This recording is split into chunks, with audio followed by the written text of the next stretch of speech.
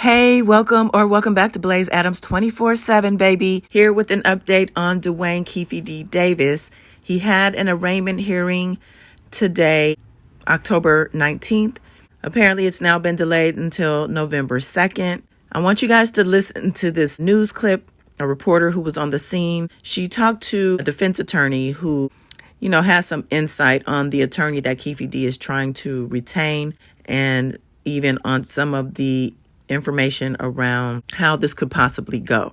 Yeah, check it out. Welcome back to Long Crime. I'm Michelle Yu. If you're just joining us, the arraignment for Dwayne Keefe D. Davis was delayed once again for the 1996 death of rapper Tupac Shakur. Long Crime's Anjanette Levy was inside that courthouse for the hearing, and she is here with us now to bring us the latest. Thank you so much, Anjanette. What were the vibes inside that courtroom?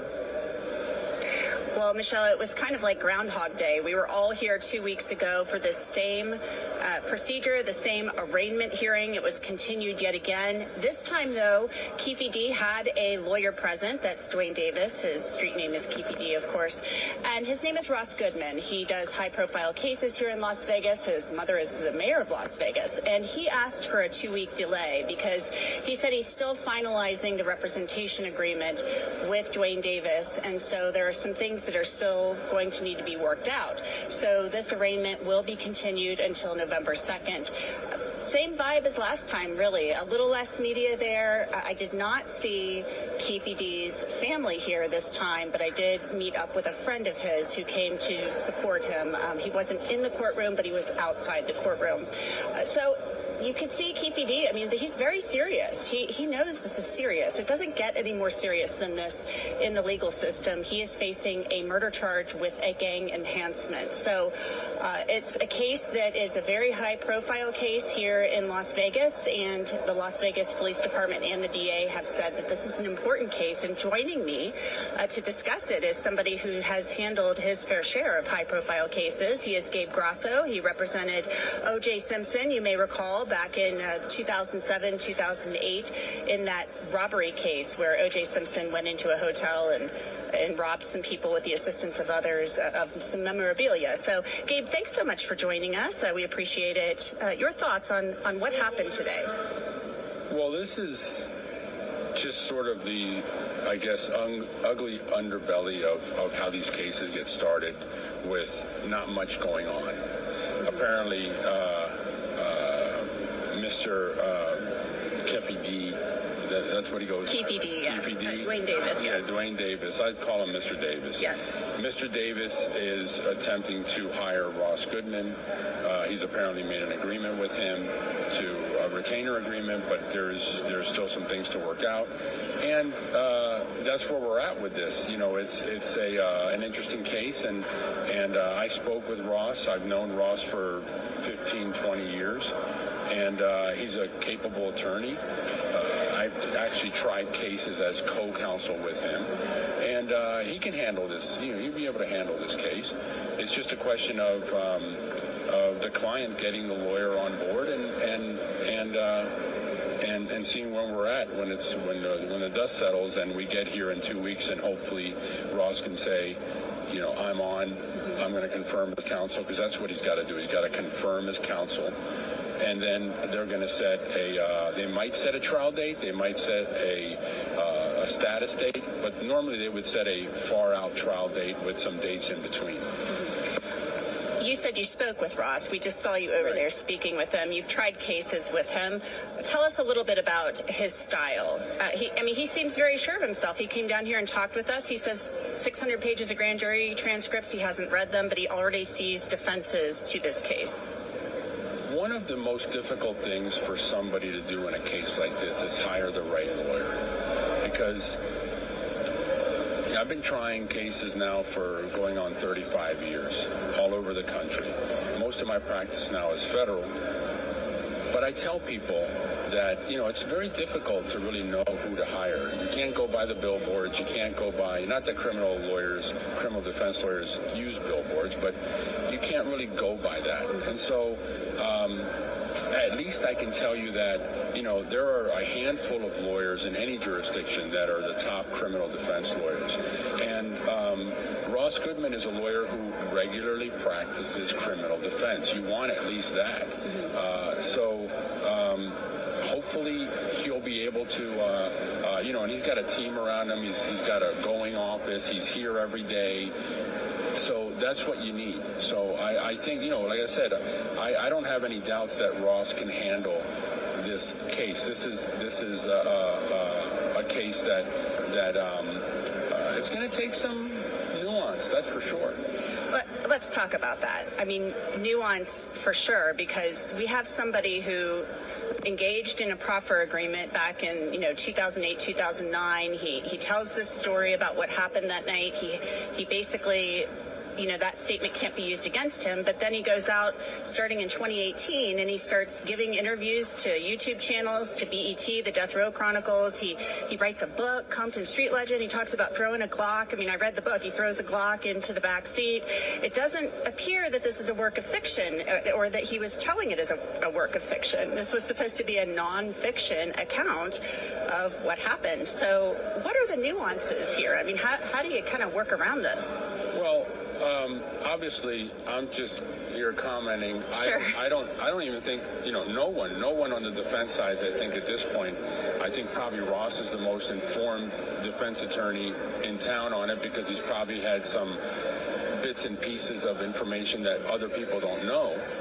But from what I know about the case, for example, there have been some articles about this proffer agreement with the feds in California back in the day where he made statements. Well, I think, for example, they made a big deal about that. I think that the state can move forward. The state in Nevada can move forward with this case without using any of the statements he made in the proffer agreement.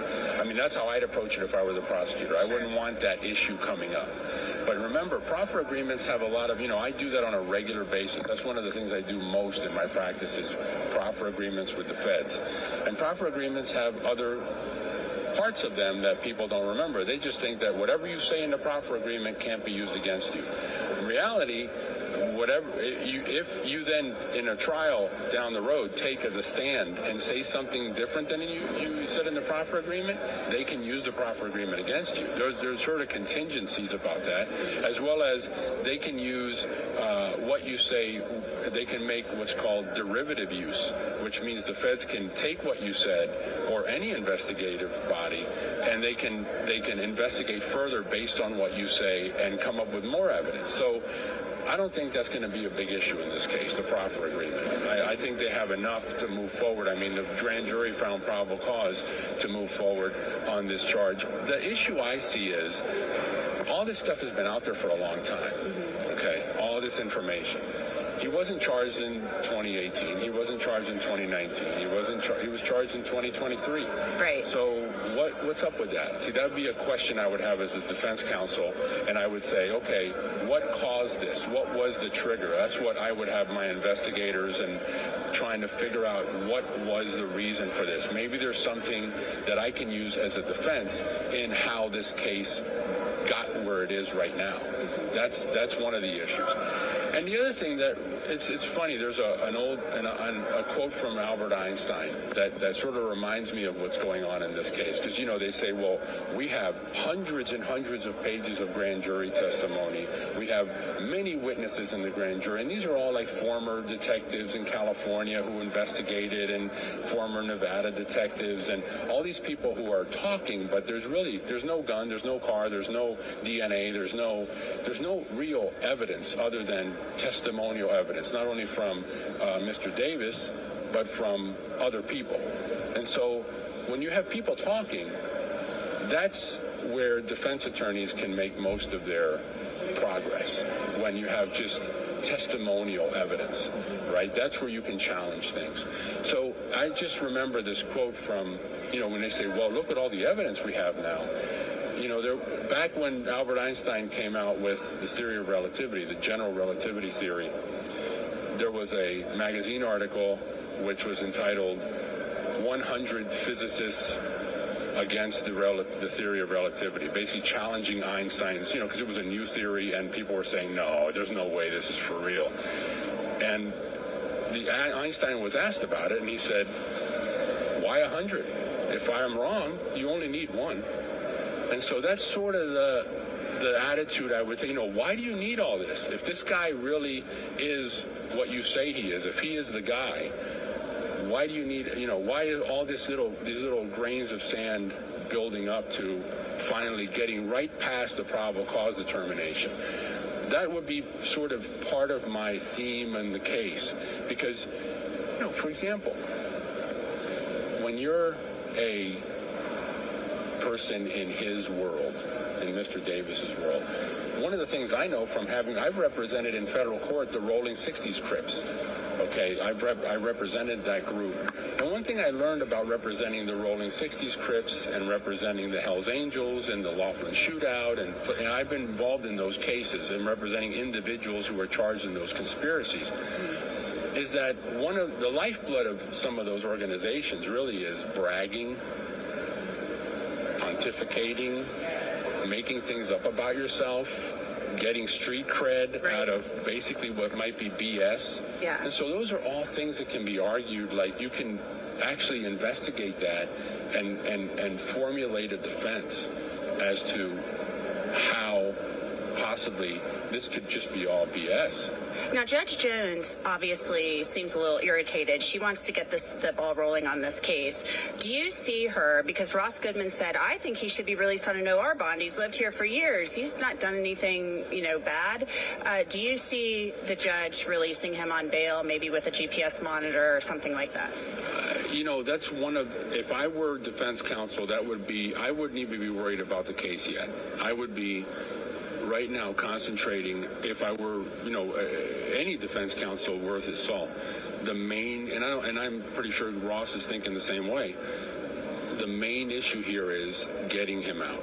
Because he was walking around for, 27 years, if this is true. And it's not as if he's been arrested 15 times since then.